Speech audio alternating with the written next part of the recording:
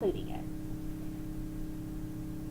Okay, so let me show you. So for example, if I wanted to find the probability of x being less than 3, right, then that would be me saying the probability of x equals 0 plus the probability of x equals 1 plus the probability that x is equal to 2 plus the probability that x is equal to 3.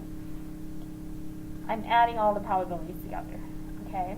And that's essentially what we do when we're trying to find any of the probabilities on a distribution tables that have this, right? We're just adding all the ones that we want to include based on what the inequality is asking us. So let me show you how it works. So I'm going to look at that left-handed example again, right? I'm going to do when x is less than or equal to 3. So if I want to find the probability of there being no more than 3 left-handed people, including 3, that should equal 1, right? That's basically the entire thing. So let me go to the binomial CDF, right? So there it is, the number of trials. So we are choosing, we're choosing 3 people, and the probability of success, 15% chance, and then we want to get 3, and we get 1, which is what I expected. Now, if I wanted just no more than 2 people, including 2, right, then that's going to be 0.997, about around there, right? Again, we rounded, and so we're just going to keep that in mind as I try that one. So binomial, and what's happening is that I would add this one, plus this one, plus this one, okay? So that's what this function is doing. So second distribution, and then we are at the binomial CDF, trials 3. This is going to be 15%. My x value changed though. And so I have 0.996625, which is at 0.997. I said we would expect to have, but we, of course, rounded. So it's going to be a little off, and that rounding is not going to be an issue. Okay, so that is the binomial distribution. Let's go ahead and jump to some examples. Okay, so here's our first one. And we are not going to do a probability distribution table because we're going to see that this is binomial, right? He's taking archery, John, and he has a 30% chance of hitting the target each time he shoots. He shoots 8 times. What is the probability that he hits the target 4 times? Okay, so I know that this is binomial. Why? He hits the target, he doesn't hit the target. Okay? And so success is hitting, failure is not hitting. His probability of success, which is hitting the target, remains constant. And I have a set number of trials. He's going to shoot it 8 times. And I know that these are independent because him missing it the first time isn't going to affect him missing it the second time or making it the second time, right? So we're going to say that these are independent. All 4 conditions have been met, and so then we're good and ready to go. So let me just label everything. So that's the probability of success. Q, which is 1 minus P, is going to be 0.7 and is 8. Okay? So we have a binomial distribution where our set number of trials is 8 and our probability of success is going to be 0.3. And at that point, we're ready to answer the questions. What is the probability that he hits the target 4 times? So the probability that x is equal to 4. Now, equals 4, that means from the previous page, I want to use the binomial PDF, right? Because I want to find that exact probability for when x is 4. And so, using the binomial PDF, you need the set number of trials, which is 8. I need the probability of success, which is 0.3. And I need what my k is. What am I interested in? And that is when he actually hits it 4 times, right? So that's my k. And then once I have this, it's a matter of just putting it in the calculator, and then life gets easy, right? I no longer have to make a table so I can find these probabilities. I get to use this. So second distribution, go all the way down to the PDF, enter trials, 8. Probability of success, 0.3. X value I'm interested, 4, enter, enter. Cool. He has a 13.6% chance of hitting the target 4 times, and then I'm done. Right? Probability problems have become extremely easy. I'm going to keep going. What's the probability that he hits the target 2 times or less? So let me write that using my probability notation. So probability that X is less than or equal to 2. Okay, now I have a less than or equal to, and so that means I'm going to use the binomial CDF, right? Set number of trials, 8. Probability of success, 0.3. My K, 2 or less, 2. And now, I am going to go over here, go to second distribution, scroll all the way down. Now if you're noticing, right, there's numbers and there's letters next to it, I could have just selected the letter B using alpha B to just get to where I want to go, okay? Or you could keep using the arrow and then hit enter. I like to do that because I don't want to accidentally choose the wrong function, okay? So trials 8, P, probability of success 0.3, X value, so that's going to be 2. Enter, enter, enter, cool. The probability that he hits the target 2 times or less, 55%. Continuing on. What is the probability that he hits the target at least 3 times? Hits the target at least 3 times. Okay. Probability that he hits the target at least 3 times. So that wording is going to be important to us. Now, if you look at what's happening here, I want him, oh, oops, this is no more than 3. Ignore what I just said. Or not what I wrote. Let me just fix that up. I did it the other way. Okay, so the wording again is key because we are about to find the wrong probability. So he wants to hit the target at least 3 times. So at least 3 looks like that. Now, something that I told you, so I gave you a warning in the previous page, that binomial CDF only gives you less than or equal to. And so this, right, the other way that I can write this is by taking the complement. So 1 minus the probability that X is less than or equal to 2. Why did that change to 2? What happens to the 3? Okay, good question. So this one, right, is saying 3, 4, 5, 6, 7, or 8 times hitting the target. 3 is included. Okay? I want to take the complement of that, and so that would be 0, 1, 2. And so I want to have 2 or less. If I included 3 here, then I would be including 3 in both, and those are not going to be mutually exclusive in this situation, right? So that's actually going to be important. Now, if you have questions about what I'm saying right there, now's a good time to maybe put a star on that 3 just in case you need to ask me about it, so I could explain it a little bit more. Okay, but that is what we're essentially trying to find. Okay, and we found that actually right above, right there. So this is just 1 minus 0.55, which is 0.45. And then we're done. Okay, next one. What is the probability that he hits the target less than 5 times? Okay, here's another one where you have to think about what the binomial CDF does for you. Okay, so hits the target less than 5 times, the probability that X is less than 5. Okay, now I cannot punch this directly into the calculator. Why? I'm going to flip back to the other side and point to those important words. Notice, this only gives you less than or equal to. Okay, so less than 5 would be 4, 3, 2, 1, 0. And so I need the probability that X is less than or equal to 4, which is what's going to be less than 5. Right? So I have to always rewrite this if I want to use the binomial CDF as less than or equal to. Does that make sense to everyone? Okay, so this is just going to be the binomial CDF.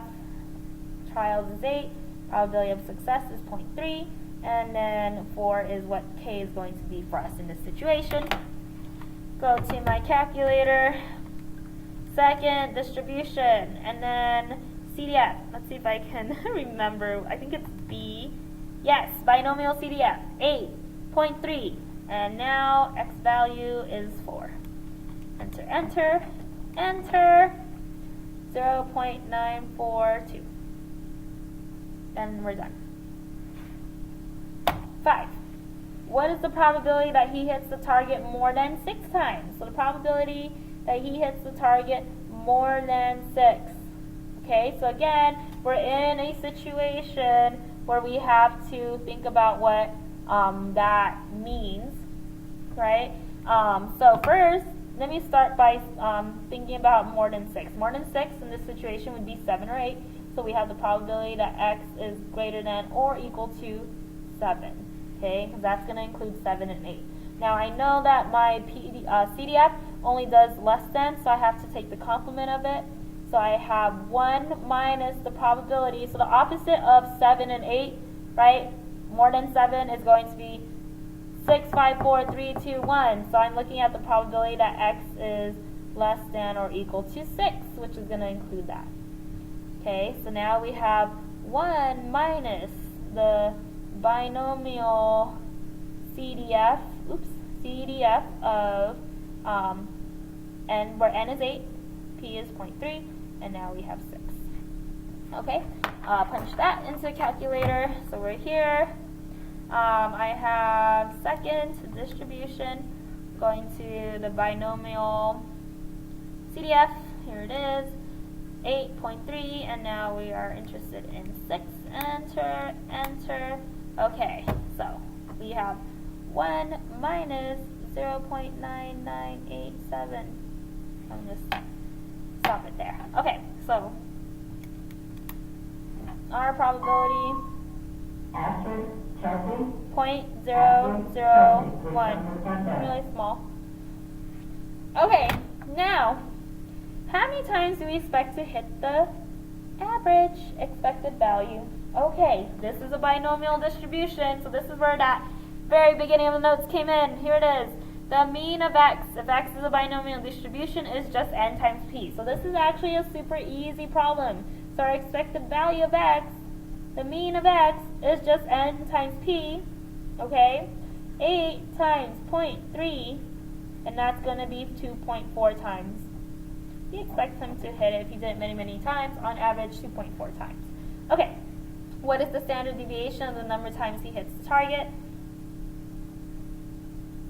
So this is on our formula sheet, right? X is a binomial distribution. Here's the standard deviation of x. So I'm going to just write that down, n times p, 1 minus p. That's really easy. N is 8, p is 0.3, 1 minus p is 0.7. And that is just going to be 1.296 times, and then we're done. Right? So the beauty of the binomial distribution is that now we don't have to work so hard to do the expected value, and we don't need the calculator to do the standard deviation. Okay? Okay. So, next example. So let's take a look at example 4. Now, you might not have a calculator at home, and so what I would like you to do, at least try to set it up first. So if you have a chance, this would be a good time to pause the video and just try it on your own. And then I'm going to go ahead and move forward with it.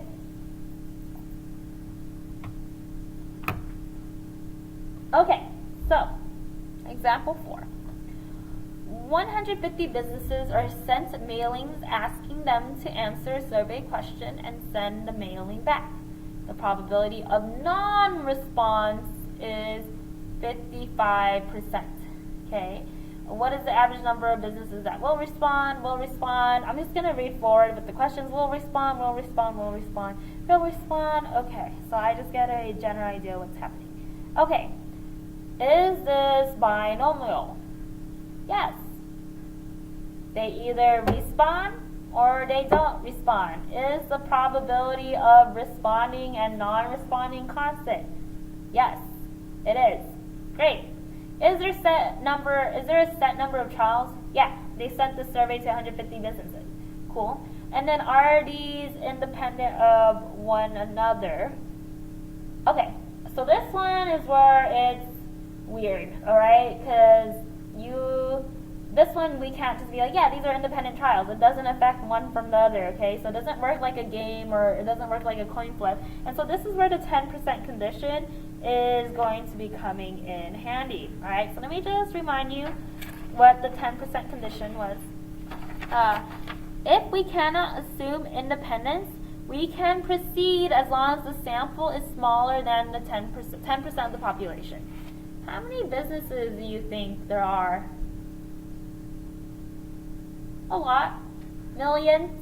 I'm just looking at a sample of 150. And so me, like, choosing one sample, one business, is not going to be affecting the probability of getting another business, right? So I can treat these as independent, basically. Okay, so let's go ahead and identify things. So we know N is 150. Okay, all the questions are about responding, and so I'm going to make the probability of success be about responding, and the probability of failure be about not responding. And now at this point we are totally ready to find whatever it is it asks us, okay? So we have a binomial distribution where our set number of trials is 150 and our probability of success is 0.45. That is critical, okay? Next question. What is the average number of businesses that will respond? Cool, average number, expected value. Okay, expected value is just the mean of X. X is number of people who are responding. Something that we should do, okay, so it hasn't been done. Let's let X equal number of response.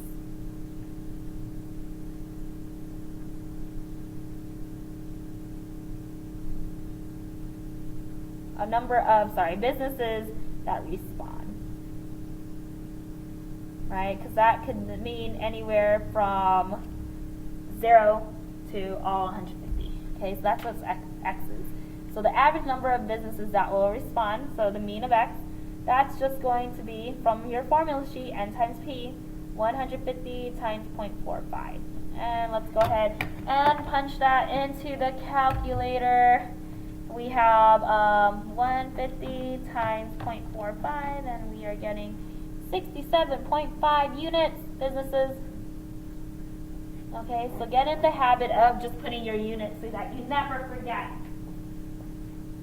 Okay, so next question. What is the standard deviation of the number of businesses that will respond? Standard deviation. Okay, so from your formula sheet, standard deviation is equal to X, or standard deviation of X is equal to the square root of P times 1 minus P, and then we have N somewhere in there. I don't have it memorized. Here it is, N times P times 1 minus P. Okay, so I had all the pieces there. Alright, N is 150, P is 0.45, and Q, 1 minus P, is 0.55. Okay, that's going to equal 6.093 units, businesses. Okay, cool. Now let's actually get to the probability questions. So what is the probability that 75 businesses will respond? 75 businesses. Probability of X is equal to 75. Okay, this is equal, so that means I'm using the binomial PDF. Binom PDF. I need N, I need P, and I need K, which in this situation is 75. Okay, punch it into your calculator. So I'll just keep showing it to you so that when you actually have, you're in class and you have a calculator, you are easily able to do it. So second, distribution. Go down to the PDF, enter, trials is 150, probability of success 0.45, X value is 75, enter, enter, enter. Ooh, so we have 3.1%, rounded. Next, what is the probability that 60 businesses or less will respond? Probability that X is less than or equal to 60. Nice. So that's just straight out using the binomial CDF. Okay. So we have 150.45 and K is 60 in this situation. And so let's go ahead and take the calculator. Second distribution. And let's just scroll down. Binomial CDF. Enter. Number of child's 150. P is 0.45. X is 60. Enter, enter, enter. 0.125. Yeah, I'm going to stop there. 12.5%. Okay. Next question. What is the probability that 60 businesses or more will respond? So probability that 60 or more. That's what that looks like. Now we are looking at that and we're like, oh, okay. Can't straight out do the binomial CDF with this because that binomial CDF only finds you less than or equal to. Now think about this. So more than 60, at least 60 basically, right? 60 or more is 60, 61, 62, all the way over to 150, right? I need to take the complement, and so what's included is going to be 59 or less in that complement. The probability that X is less than or equal to 59. And so this is going to be 1 minus binom CDF 150, 0.45, and then what is this? Oh, the K is 59. Okay, so on the calculator, 1 minus